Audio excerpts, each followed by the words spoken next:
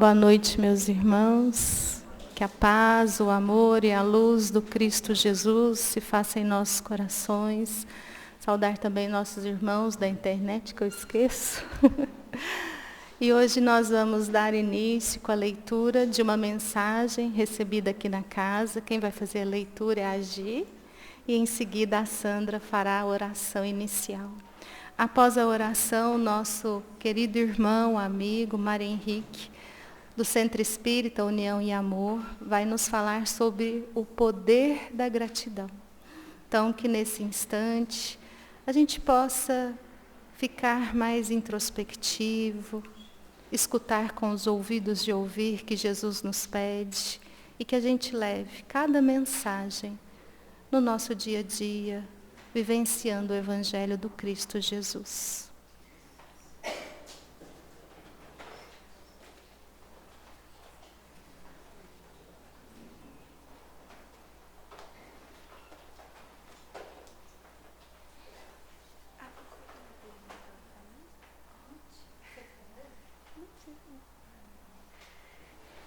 Boa noite, meus irmãos. Que a paz do Senhor Jesus esteja em todos os nossos corações.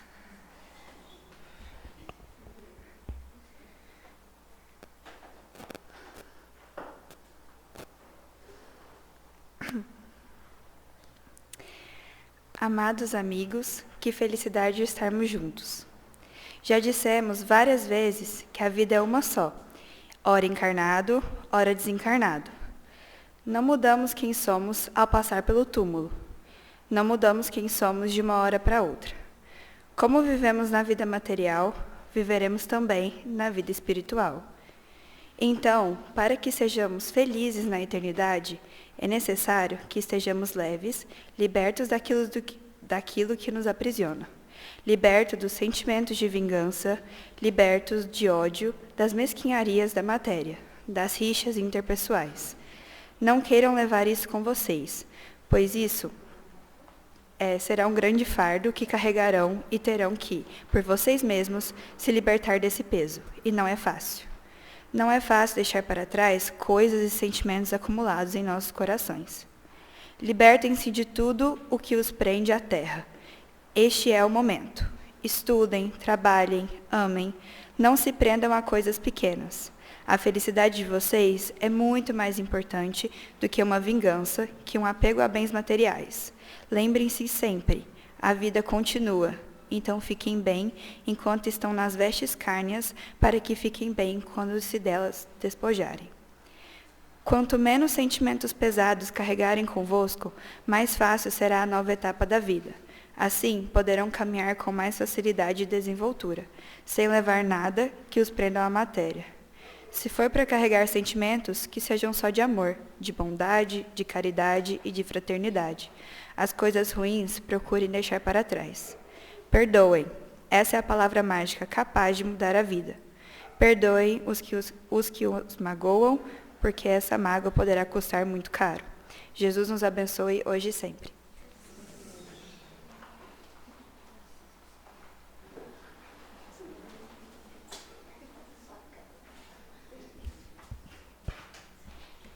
Boa noite a todos. Vamos nesse momento, então, dar início à nossa prece desta noite. Agradecidos a Deus por nos proporcionar, por nos ter dado vida ao nosso espírito, e podermos, então, participar dessa vida, desse momento aqui na Terra. Que a luz do Pai nos dê forças, coragem, que nós possamos seguir em frente, sempre agradecidos, participantes desta vida, lembrando que o Pai nos espera, que Ele espera de nós tudo o que possamos fazer de bom, de melhor, de carinho, de caridade, destinado aos nossos irmãos de caminhada. Que a paz do Senhor Jesus nos inspire sempre e nos conduza no caminho que devemos seguir. Um caminho de luz, um caminho de bênçãos, um caminho de fraternidade. Pedimos, Senhor Jesus, que ilumine o nosso palestrante, que nós possamos entender, compreender e assimilar toda a sua mensagem que Ele nos traz. Que a paz de Deus, de Jesus, dos bons espíritos que estão sempre ao nosso lado nesta casa, estejam a nos guiar, a nos proporcionar uma boa noite de luz e de paz. Que assim seja.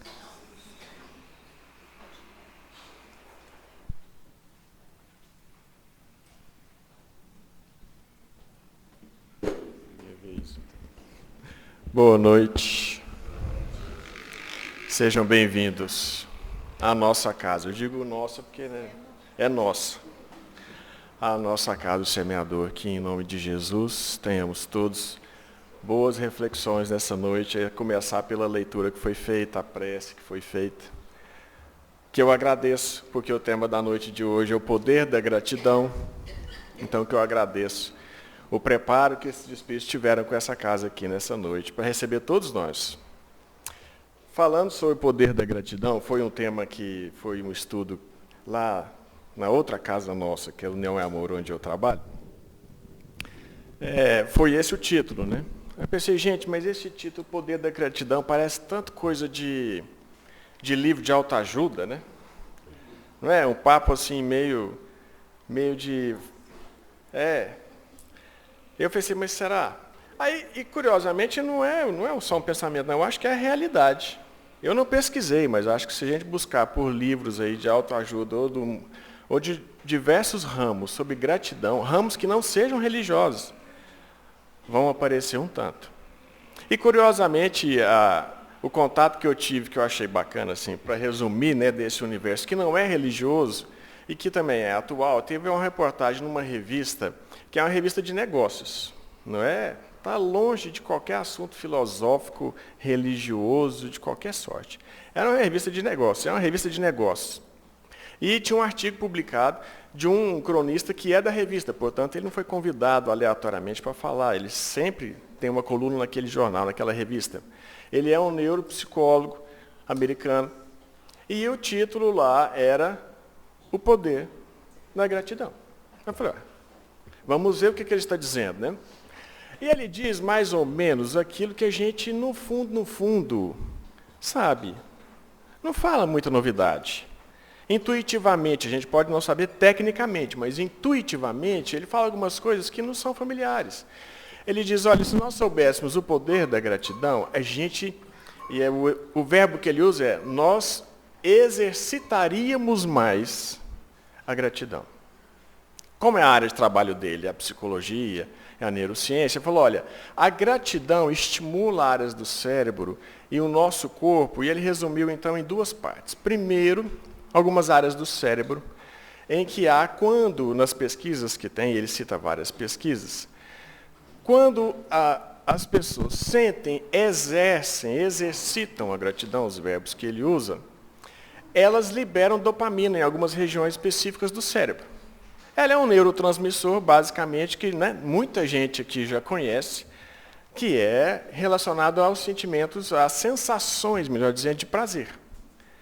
Então, no cérebro, em algumas áreas especificamente, quando ela é liberada em maior intensidade por aquelas pessoas que sentem e manifestam a gratidão, ela descarrega no cérebro esse neurotransmissor e ele dá uma sensação, como foi colocado na mensagem aqui de abertura, de leveza, de paz, de alegria.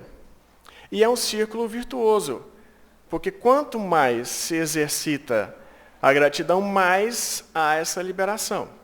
E tem uma pesquisa que diz que 3 meses isso sendo exercitado, chega até algumas áreas do cérebro, o córtex pré-frontal medial, ele começa a modificar algumas estruturas, dizendo as pesquisas que sugerem que há inclusive uma alteração estrutural se esse exercício for feito constantemente. Espetacular. Tanta gente busca dopamina por outros meios, né? Meios lícitos ou ilícitos para aumentar a sensação de prazer, pode simplesmente se sentir grato e vai ter o mesmo resultado. Mas não apenas isso, diz ele. Há também no sistema nervoso parasimpático, que é aquele sistema que regula a nossa sensação de calma. Não é o de lutar ou fugir, mas é o de descansar e digerir. é de relaxamento. Então, diminui os níveis de cortisol, equilibra melhor a frequência cardíaca, traz leveza e paz. Maravilhoso, concorda? Maravilhoso.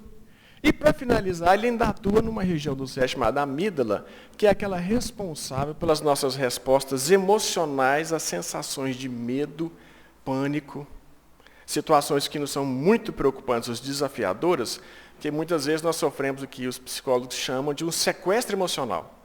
A gente não consegue agir mais de forma lógica, coerente, consciente. A gente fica em algumas expressões. Quer dizer, tem um ditado popular que a gente diz, cola as placas. A gente age mais agora por instinto ou no desespero.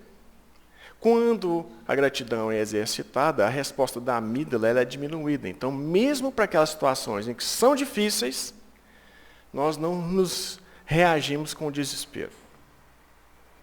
Todo mundo entendeu, né? Tranquilo. É novidade? Tecnicamente pode ser, mas assim, intuitivamente todo mundo sabe que a gratidão faz bem. Certo? O que o artigo não diz é, mas como você exercita gratidão? Vou fazer essa pergunta. Quer dizer, eu já fiz, né? Como ninguém respondeu, vamos entrar em mais detalhes. Hoje, vocês se sentiram gratos por quê?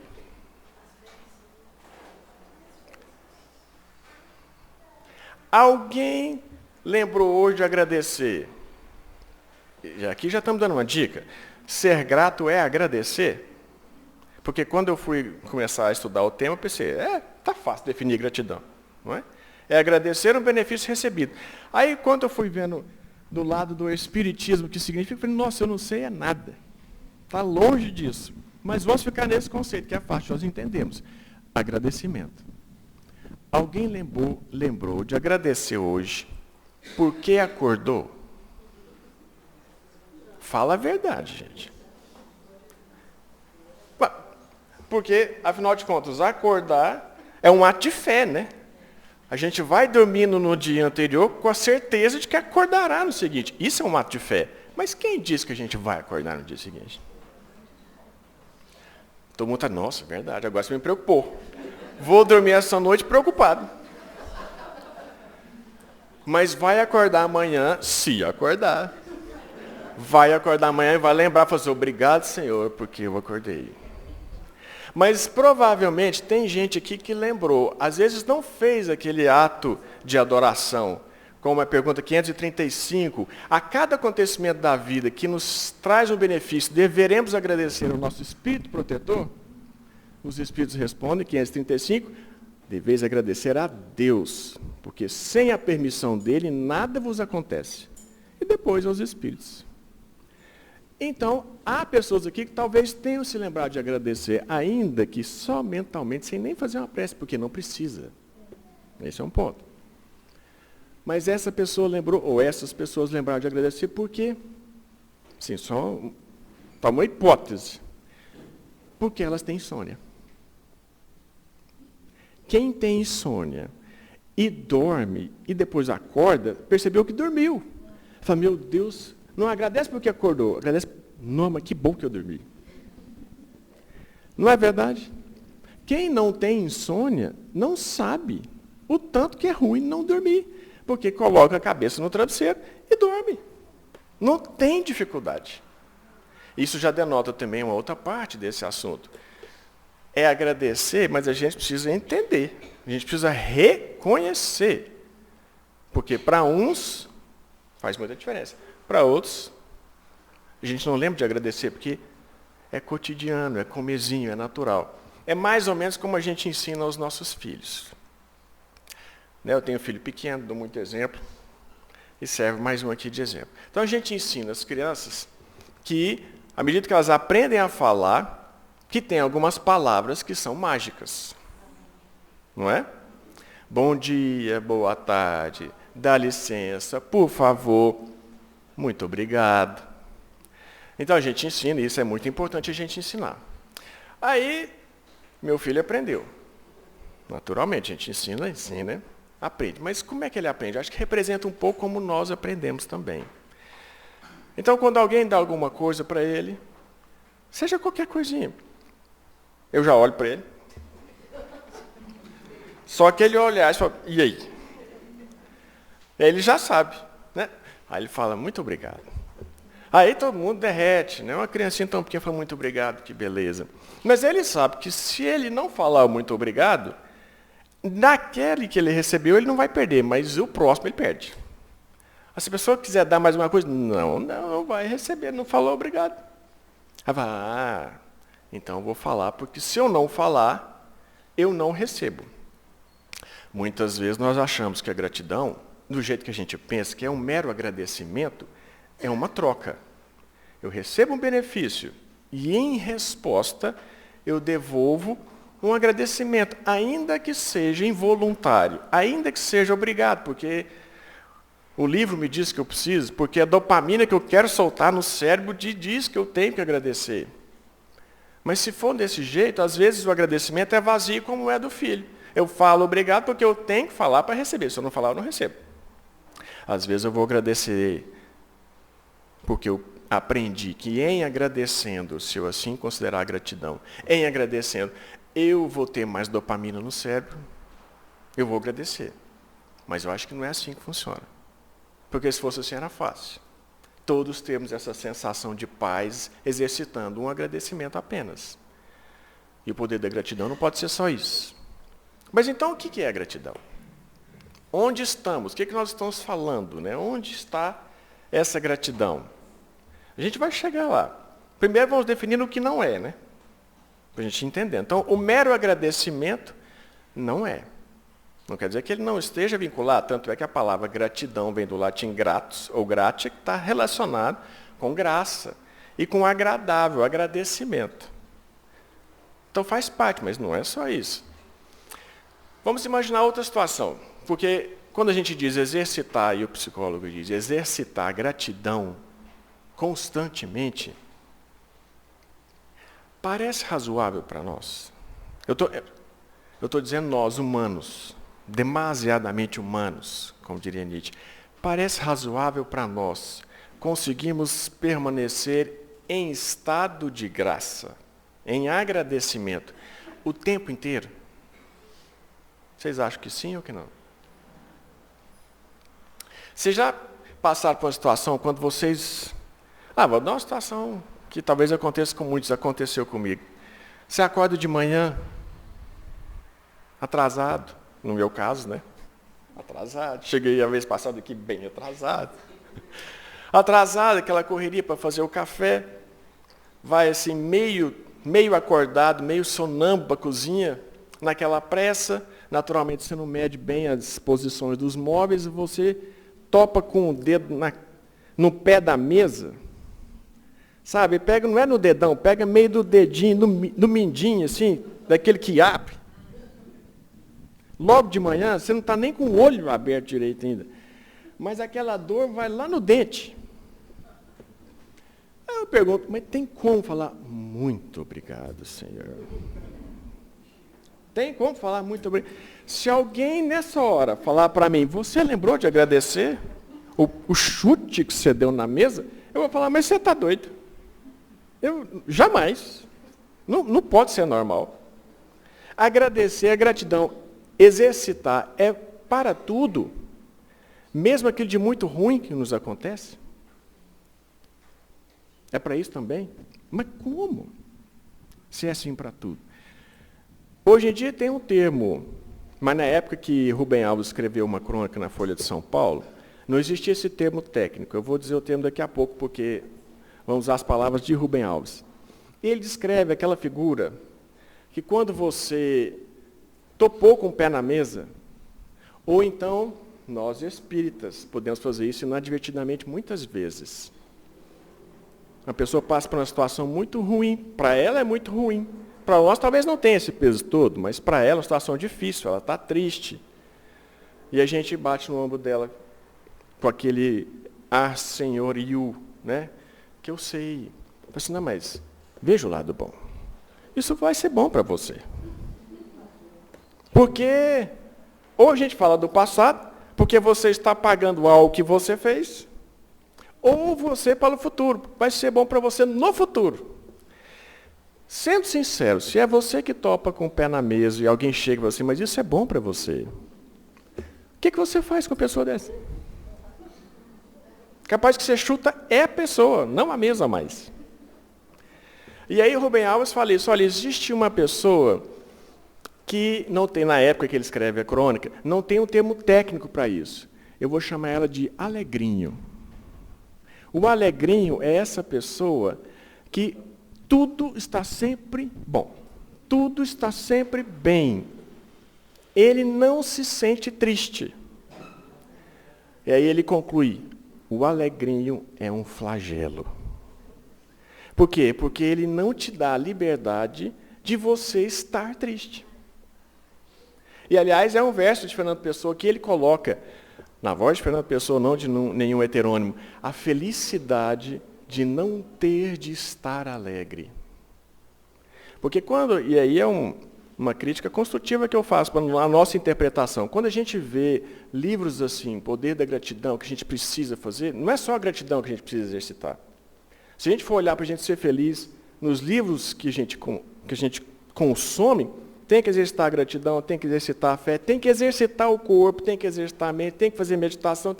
É tanta coisa que tem que fazer, que parece que não vai dar tempo. Mas e ficar triste? Todo mundo fica triste. O alegrinho, ele não tem espaço para isso. Ele não se permite estar triste. E ele também não permite que ninguém ao lado dele fique triste. Tem que estar sempre alegre. Hoje em dia, na época de Rubem Alves, não tinha um termo técnico para isso. Hoje tem, né? É uma positividade tóxica. Já escutaram esse termo? É uma positividade tóxica. Porque você não pode estar triste. Tristeza é uma emoção básica. Básica. Todo mundo sente. E não tem problema sentir tristeza. Não é o fato de sentir que é o problema. O que se faz com ela?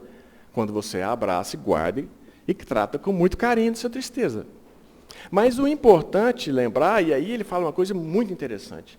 Ele fala, o alegrinho, como ele não se permite ser triste ou estar triste, o alegrinho não tem compaixão.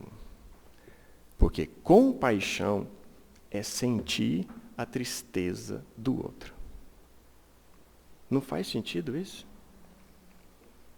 Se nós não sentirmos a tristeza que não é nossa, que é do outro, se nós não sentimos a necessidade que não é nossa, é do outro, se nós não sentimos a dor que não é nossa, é do outro, mas o outro somos nós, porque é um irmão nosso, se nós não sentirmos isso, não há como ajudar. E é em ajudando que a gente exerce essa gratidão. Isso quem fala é Meimei, no livro Espírito da Verdade, uma lição chamada Escola da Bênção, número 97. Ela diz assim, todos nós sentimos tristeza, todos nós temos nossos momentos de dor, de desespero. Mas, quando estivermos assim, aí ela dá uma sugestão, você, nem que seja uma vez por semana, saia de ti mesmo, procure alguém que sofra. Procure alguém que você sabe que precisa de ajuda. E vá ajudar. E aqui essa casa espírita tem muitos postos de trabalho para ajudar. Muitas pessoas sofrem aqui na casa espírita. Não é nem as pessoas, as famílias assistidas. Quando a gente se integra efetivamente na casa espírita, a gente começa a conhecer melhor os trabalhadores da casa espírita, a gente vê, não é porque está no centro espírita, porque tem uma situação financeira boa, assim, assado, que não sofre. A dor campeia. Ela é do planeta de provas e expiação. Todos nós temos algum tipo de sofrimento e todos nós podemos ser úteis em ajudar alguém. E ela vai elencando alguns exemplos desses de assistência fraterna, assistência material, assistência moral. E ela diz, quando nós fazemos isso, nós percebemos, aí é o reconhecimento, nós reconhecemos o quanto o outro sofre e muitas vezes sofre muito mais do que nós. Ou, o que é ainda mais comum, ele sofre menos do que eu sofreria naquela situação. E aí, quando eu volto para casa, e eu coloco a minha cabeça no travesseiro, eu digo, muito obrigado, Senhor. Muito obrigado pelo que eu tenho. E muito obrigado por eu não passar por o que aquela pessoa passa, porque eu não conseguiria passar do jeito que ela passa. Esse muito obrigado é um muito obrigado sentido. Não é só o reconhecimento, é compaixão. E isso está mais próximo da gratidão. Mais próximo, eu digo mais próximo por quê? Porque, para falar em livro, tem um livro da Joana de Ângeles que se chama Psicologia da Gratidão. É o livro inteiro falando sobre gratidão. Então não pode ser tão simples, né? E aí eu pensei aqui alguns parágrafos e umas frases, e ela tem uma frase que define, e aí a gente já joga por terra algumas coisas. Ela define assim, a gratidão é a mais elevada expressão do amadurecimento psicológico do espírito. Aí eu entendi por que eu não entendo. O que é gratidão? Eu estou muito longe de estar amadurecido psicologicamente. Olha, é a mais elevada expressão de amadurecimento psicológico do indivíduo. Então, há nuances na gratidão que a gente precisa entender melhor. E aqui a gente vai pegar um mote, né, que é de um livro muito antigo, que é de um dos estudiosos, dos filósofos do catolicismo, que é Tomás de Aquino, num livro que ele escreveu chamado Tratado da Gratidão. E aí, bem sucintamente, ele divide a gratidão em 3 níveis. O primeiro nível, o nível mais superficial, é o reconhecimento. A gente falou que reconhecimento está atrelado à gratidão. É o reconhecimento. É reconhecer o bem recebido. O benefício recebido. Ora, só nisso, gente, já é muito difícil. Estou dizendo, no exemplo que eu dei aqui, a quem agradece de manhã quando acorda ou porque dormiu? Quase ninguém. Mas quem agradeceu? Aquele que tem insônia. Porque ele reconhece o valor do sono. De uma noite bem dormida. Reconhecimento.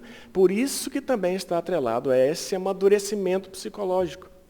Porque hoje o que nós valorizamos pode não ser aquilo que no futuro nós vamos valorizar. E, aliás, espera-se que não seja, porque a gente vai amadurecer no caminho. Basta para a gente pensar, quando nós éramos crianças, se alguém oferecesse uma nota de R$200 ou um pirulito, o que a gente ia escolher? Um pirulito? Um pirulito. E hoje? Bom, tem gente que não vai falar assim, não, mas dada a inflação, acho que eu vou ficar com um pirulito, porque R$200 hoje não dá para nada.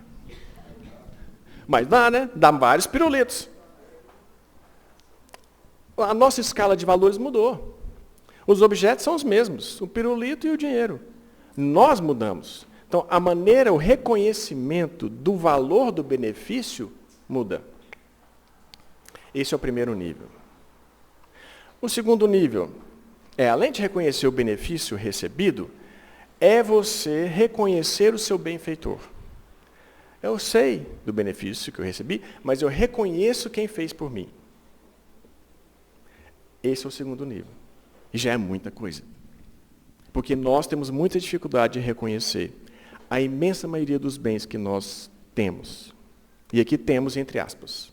Porque a gente não consegue sequer reconhecer que os benefícios não são nossos. São empréstimos. Aqui nós temos vários exemplos de empréstimo. Estão todos encarnados.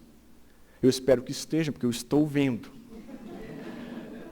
Então, eu estou vendo os encarnados. Claro que, naturalmente, há muito mais aqui desencarnados, mas não tem a mediunidade, então não vejo. E, por favor, que continue assim. Estamos todos encarnados. O corpo não é nosso. O corpo é um empréstimo. A gente devolve ao final. Em condições muito diferentes das que a gente recebe. A gente devolve, a gente não leva. Aquilo que a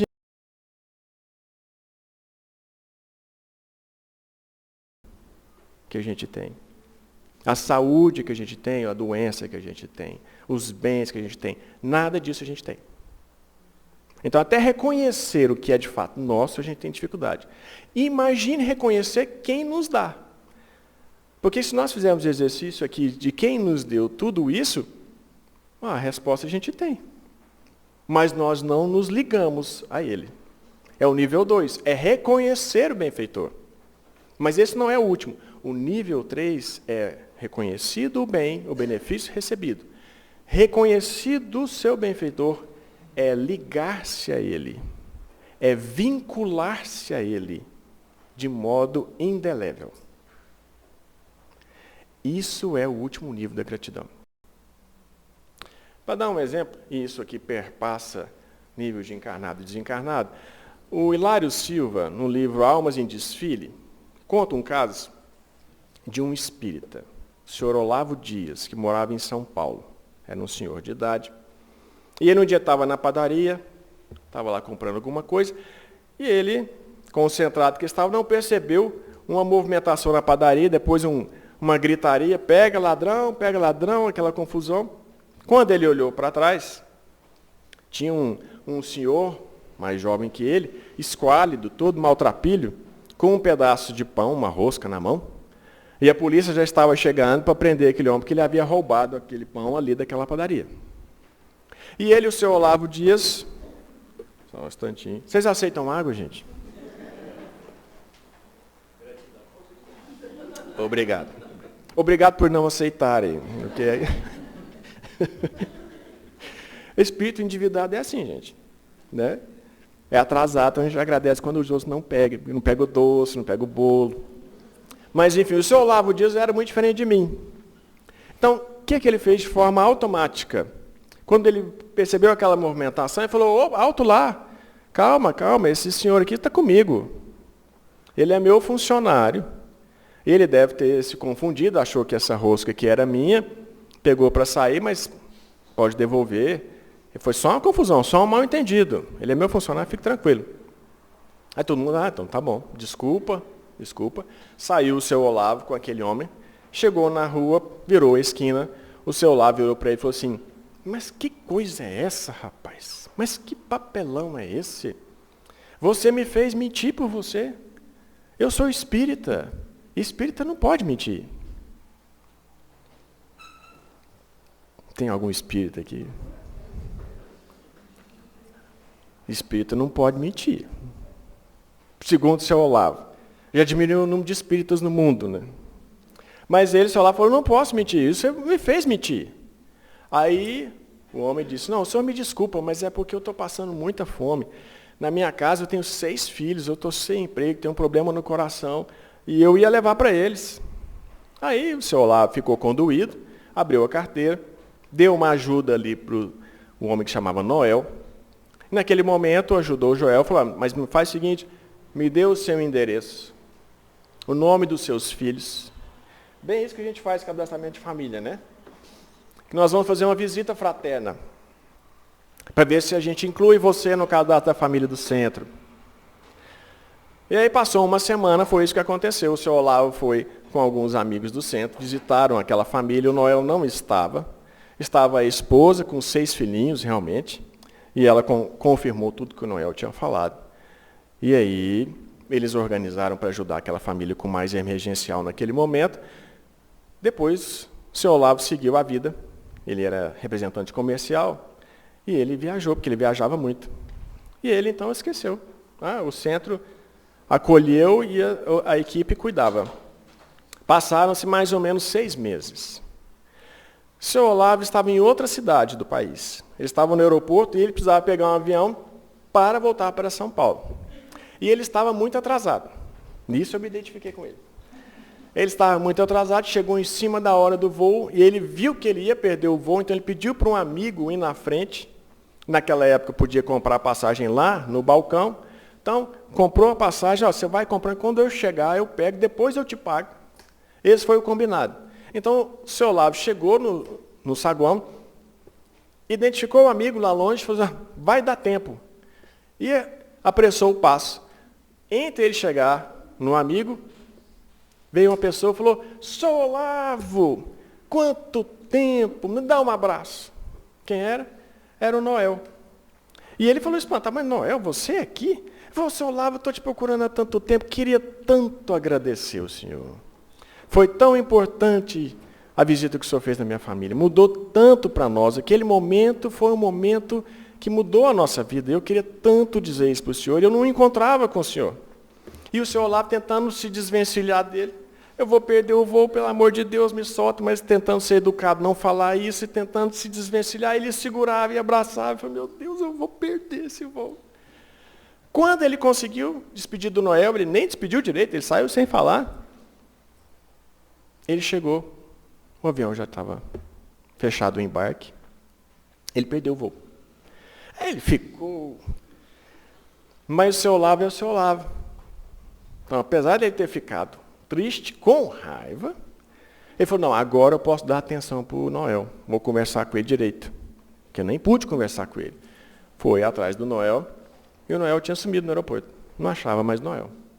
Depois ele conseguiu achar um outro voo, neste meio tempo, 4 horas depois, ele viu um noticiário na televisão, que aquele voo que ele ia pegar, aquele avião, tinha tido um acidente, e as pessoas do voo, todos tinham desencarnado.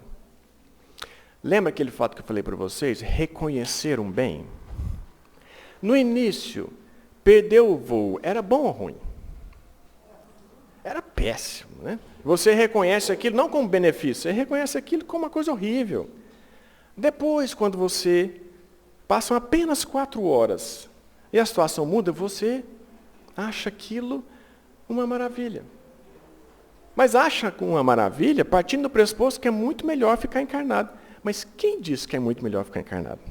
Talvez fosse muito melhor ter desencarnado. Não teria tanto tempo depois aqui encarnado para fazer coisa ruim. Então a gente tem a nossa métrica de reconhecer benefícios ou não, maturidade. Por isso que Joana de Ângeles diz que é a máxima expressão desse amadurecimento. Depois que ele então vê isso, ele fica, nossa, eu tenho que realmente, quando voltar para São Paulo, tenho que encontrar o Noel. Assim ele faz. Quando ele chega, no dia seguinte, ele vai até a casa de Noel. Chega lá, ele fala, cadê o Noel? Ele não estava em casa. A esposa diz, mas o Noel? Não, o Noel tinha desencarnado faz 2 meses. Noel já estava desencarnado há 2 meses. Quando ele aparece no aeroporto, ele aparece justamente para que o senhor Olavo não pegasse aquele voo. Isso é gratidão em nível 3. Porque você reconhece o benefício, você identifica o seu benfeitor e você se vincula a ele. Se ele precisar de você em qualquer situação, você jamais o esquece. E aqui há um ponto que é muito legal, numa interpretação que o Caibar Schutel coloca no livro dele, Parábolas e Ensinos de Jesus. Numa lição chamada Reconhecimento e Gratidão. É uma lição belíssima. E aqui ele faz esse jogo de palavras. Ele fala, o reconhecimento é um esforço intelectual. É você usar do seu conhecimento, do que você conhece da vida, para dar valor a um benefício. Então você tem que reconhecer que aquilo é um benefício e dar o devido valor. Isso, naturalmente, varia com a nossa maturidade humana e, sobretudo, espiritual.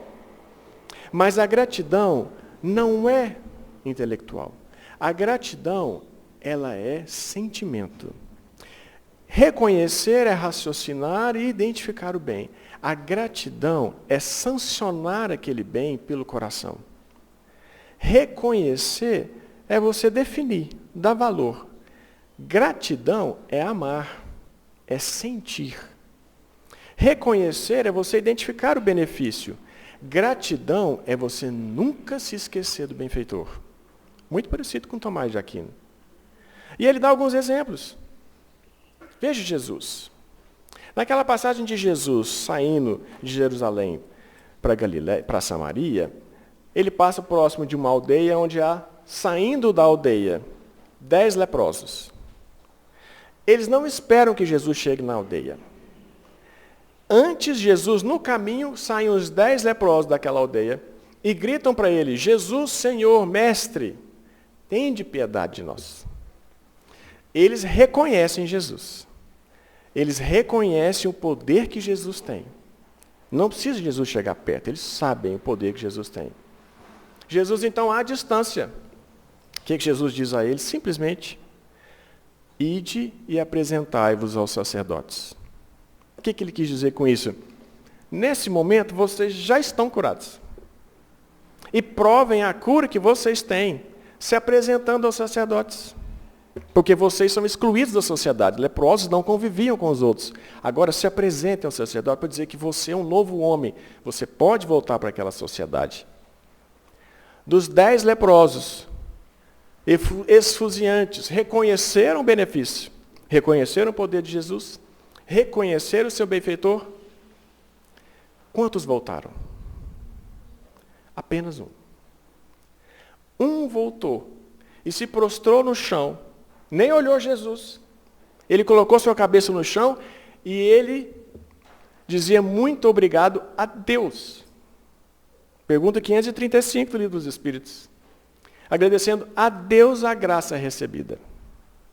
Esse reconhecia o benefício, reconhecia o benfeitor e era grato, amava o benfeitor. E Jesus ainda diz, mas só tu viestes? Onde estão os outros 9? Jesus sabia onde eles estavam. Há uma mensagem de Amélia Rodrigues, linda, dizendo dos outros 9, do destino triste que eles mesmos traçaram para eles. Mas há outros exemplos no próprio Evangelho. Aliás, a maioria do público reconhecia em Jesus naquela época um poder sobrenatural. Mas quantos eram de fato gratos? Herodes, que era o Todo-Poderoso, reconhecia o poder de Jesus. Por isso que quando Jesus, seu corpo, desce da cruz, Herodes manda a polícia, a milícia, vigiar o sepulcro. Para que ninguém, ele achava que os discípulos iriam roubar o seu corpo. Então ele reconhece e toma uma iniciativa, manda a polícia vigiar o sepulcro. Madalena reconhece Jesus, mas ela vai ao sepulcro levando flores e perfumes. Quem é grato? Ambos reconhecem, mas quem é grato? Gratidão não é apenas reconhecer, é reconhecer com o devido valor, por isso que é a maturidade espiritual muito sublime. Reconhecer com o devido valor significa que, uma vez que você reconheceu adequadamente, nunca vai mudar a sua opinião. Um benefício que você achava que era benefício, depois não é, então não é um reconhecimento ainda pleno, verdadeiro. Por isso que Karl-Barth diz que o reconhecimento é o princípio da verdade. Está no caminho da verdade. E o reconhecimento é o princípio da gratidão. Onde ele termina, diz ele, começa a gratidão. Então, depois que se define adequadamente aquilo é um benefício, se identifica o seu benfeitor, você se liga a ele de modo amoroso, para todo sempre. E isso é uma gratidão. Quando, nos anos 90, final dos anos 90, o Papa João Paulo II já estava bem velhinho, ele já estava com mal de Parkinson, ele já não tinha audiências públicas, ele tinha muita dificuldade em falar. Ele recebeu um convite, na verdade, uma solicitação. Ele recebeu uma solicitação de audiência. E isso está na internet, a gente vê esse arquivo. De um rabino, que era o chefe da sinagoga de Israel. Era o mais alto cargo no rabinato de Israel. O nome dele, inclusive, é Israel Meir Lau. E ele pediu essa audiência porque esse rabino, ele já tinha começado um movimento de confraternização entre as religiões. Ele foi o primeiro rabino, inclusive, que visitou um sheik no Irã. E ele, então, pediu essa aproximação com a Igreja Católica e pediu uma audiência para o Papa. E gerou um certo conflito ali no Vaticano, porque o Papa já não recebia ninguém por conta da sua saúde muito debilitada. Mas se não recebesse, ia ficar, não, mas o rabino está se aproximando, a gente fala que não vai. Aí consultaram o Papa falou, não, pode marcar. Marcaram, aí a condição foi que seria um evento muito rápido. E aí então, num púlpito assim, colocaram 2 cadeiras, cheio de imprensa, estava o Papa aqui do lado, o rabino aqui, e o rabino disse para ele assim, Vossa Excelência, eu quero contar uma história para o senhor. Em 1942, no norte da Polônia, numa aldeia, morava uma família judia. O pai já tinha sido mandado para o campo em Auschwitz, já tinha sido assassinado. Os filhos mais velhos também. Restava então uma mãe e uma criança de 2 anos, um menino de 2 anos. E essa mãe, sabendo que estava próximo, a qualquer momento podia ser a hora dela embarcar no trem, ela com muita dor, ela procura uma vizinha, que era amiga dela, e que era católica. E pede a essa mulher, falou, olha, contou a situação, então eu quero que você fique com meu filho. Você tome conta dele a partir de hoje, porque eu não sei quando eles irão atrás de mim. Se ele estiver comigo, ele também vai. Então, cuide dele como se fosse o seu filho. Eu vou te entregar o meu único filho. Eu quero que você cuide dele como se fosse seu. Mas eu quero te pedir algo mais. Eu quero te pedir que você cuide dele como um judeu. Que quando ele tiver a idade, que você mande para Israel. Porque eu sei que ele terá um papel muito importante na vida. E eu preciso que você me prometa que você vai fazer isso. A mãe católica, naquele momento, falou, não, eu cuido dele. Se você faz tanta questão, assim farei. Vou enviar ele para Israel depois. Uma semana depois, a mãe realmente foi assassinada no campo de Auschwitz. E aquela mãe católica cuidou daquela criança. Passaram-se 4 anos, a criança estava com 6 anos aproximadamente, a mãe católica ficou num dilema terrível, porque ela amava aquela criança, mas ela tinha feito uma promessa para a mãe. E ela tinha também um conflito, porque é muito católica, ela não tinha batizado a criança. E também ela não poderia batizá-la, teria que mandá-la para Israel, para lá ela seguir a região judaica. E ela estava naquele conflito tão grande, então ela procurou um pároco da aldeia. Explicou a situação para ele. E quando ela chegou com a criança, ele falou, que menino bonito, um rapazote de 6 anos já. Você veio fazer matricular para a primeira comunhão? Ela falou, não, eu nem batizei. Ele, mas como você não batizou? Você não é católica? Ele sabia que era, né? Sou católica, sim. Mas então você deve batizá-lo, para a proteção dele. Ela falou, mas eu não posso batizar. Mas por que não? Porque eu prometi para a mãe, assim, assado. Ele falou, então você prometeu para a mãe isso? Prometi. Então você não pode batizar. Então realmente você tem que cumprir o que você prometeu. E aí então, com essa aqui essência do pároco, ela muito católica, obedeceu ao padre. E ela então, com 6 anos, manda ele para um kibbutz em Israel, mantém correspondência a vida inteira. Ele cresce, estuda nas escolas rabínicas, e vira um rabino. Vira um rabino muito importante. E aí vira para o Papa e diz, Vossa Excelência, eu quero dizer que esse rabino sou eu. E eu estou aqui para agradecer. Agradecer essa mãe católica que me acolheu como filho e cuidou de mim com todo o amor que ela podia. E que ainda assim foi capaz de me doar para uma outra família de Israel, em nome de um dever de consciência que ela tinha para com minha mãe biológica. Então venho aqui agradecer por tudo que essa mãe fez, uma mãe católica. Em nome das religiões, nos abraçarmos como irmãos que nós somos. E o padre ficou muito emocionado. Eu também fico. Normal, né? Mas aí ele falou, não, mas a história ainda não é tudo. Eu quero dizer também, Vossa Excelência, que aquele pároco na aldeia era o senhor. O senhor, ainda tão jovem, percebeu o valor do amor, mais do que religião. E eu venho dizer para o senhor, muito obrigado. Muito obrigado, porque o senhor salvou, não só a mim, tenho certeza que o senhor salvou muitas outras crianças. Mas eu, em nome de todos os judeus, daqueles que foram assassinados, daqueles que não foram, eu venho dizer ao senhor, muito obrigado. E o Papa, com aquela dificuldade imensa, ele, os olhos marejados, com muito esforço, ele só diz, muito obrigado. Que Jesus nos ampare, nos ensine a dizer esse muito obrigado, nos vinculando àquele que é o nosso benfeitor maior, hoje e sempre. Que assim seja.